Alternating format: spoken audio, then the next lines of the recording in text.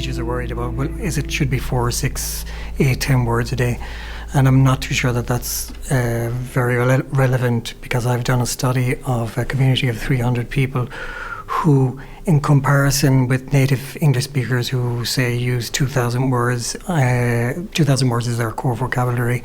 The core vocabulary of a community that I studied of non-English speakers was 100 words.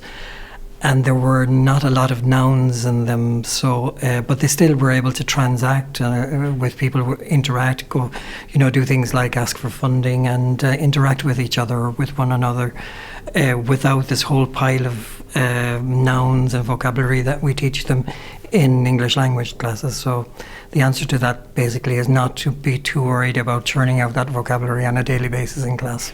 It is important, obviously, and the way that the teachers teach the grammar is important as well.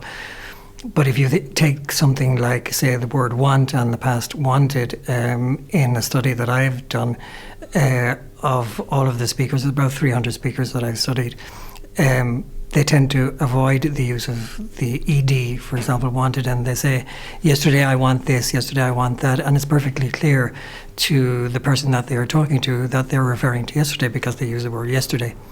The same happens with, words like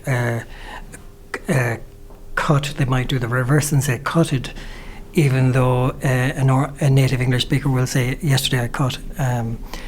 Unusually, the English language student might say cutted, which is maybe a natural reaction. So the bottom line is that I wouldn't be too worried about teaching in-depth grammar to people at A1, A2 level, because they are going to be understood anyway, and they make themselves understood when they're interacting with one another, and even, as I said before, when they're transacting and when they're negotiating. Say they're looking for funding for something and they go into somebody's office, they're quite able to do that without using the particular past forms or even the present forms that we use in English, like the ED form in the past and the S that we say, he likes, she likes.